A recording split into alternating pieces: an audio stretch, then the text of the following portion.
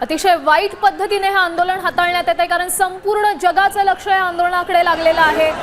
आपली इतर इतर कोणत्याही देशात नाचक्की होऊ नये असं सरकारला वाटतंय, म्हणून रील्स बनवू नका, त्याचसोबत जॅमर्स देखील तिथे बसवण्यात आलेले आहे, नेटवर्क बंद करण्यात आलंय।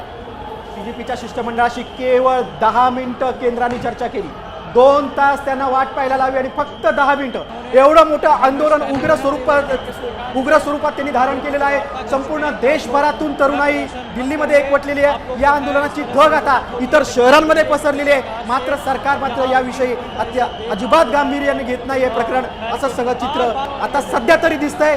संसदेत देखील आपण बघतोय की विरोधक गदारोळ करताय आणि वारंवार कामकाज तहकूब केलं जातंय। काही वेळापूर्वी लोकसभेचं कामकाज सुरू झालेलं आहे। खरंय, देशभरातून तरुण या ठिकाणी जंतर मंतरवर पोहोचलेला आहे। छत्रपती संभाजीनगर, पुणे, नागपूर, मुंबई यासारख्या मेट्रो शहरांमधून देखील आंदोलक, विद्यार्थी या ठिकाणी पोहोचलेले आहेत। विद्यार्थ्यांनी इथे पोहोचू नये याची दक्षता इकडच्या प्रशासनाकडून घेण्यात आली होती, तरी देखील मोठ्या संख्येने विद्यार्थी दिल्लीत पोहोचलेले आहेत। लोकसभेचं कामकाज 7व्यांदा तहकूब झालेलं आहे, राज्यसभेचं कामकाज देखील तहकूब झालेलं आपण बघतोय। लोकसभेत विरोधकांचा गदारोळ आहे। दुसरीकडे आपण बघतो आता रेल भवन परिसरातून देखील आंदोलकांना ताब्यात घेतलेलं आहे। आंदोलक एनएसयूआयच्या कार्यालयात देखील धडकलेले आहेत। रेल भवन परिसरातून देखील सीजेपीच्या आंदोलकांना हटवलेलं आहे।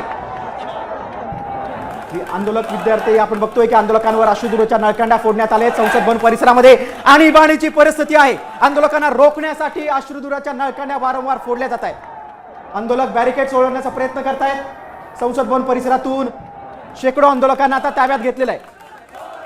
विद्यार्थ्यांचा नवी दिल्लीतला एल्गार आपण पाहतोय। राजधानी हजारो तरुण रस्त्यावर उतरले। पोलिसांनी अश्रुधुराच्या नळकांड्या फोडलेल्या आहे। संसद भवन परिसरातली ही एक्सक्लुझिव्ह दृश्य सध्या तुम्ही पाहताय। मोठ्या संख्येने विद्यार्थी देशभरातून इथे दाखल झालेले आहेत। विद्यार्थ्यांचं हे जे आंदोलन आहे हे ज्या पद्धतीने हाताळलं जात आहे याकडे अवघा देश पाहतोय आणि सोशल मीडियावर देखील या आंदोलनाच्या निगेटिव्ह प्रतिक्रिया आपण पाहतोय। सरकारची ही नामुष्की आहे की हे आंदोलन सरकारला हाताळता आलं नाही आणि आंदोलनाने आता उग्र स्वरूप घेतलेलं आहे। संसद भवन परिसरामध्ये असं चित्र बघायला मिळणं ही लाजिरवाणी गोष्ट झालेला आहे। नीटचा जो मुद्दा आहे, सरकारकडून कोणत्याही पद्धतीचं इथं प्रतिक्रिया देण्यासाठी किंवा संवाद साधण्यासाठी कुणीही आतापर्यंत पुढाकार घेतलेला नाहीये।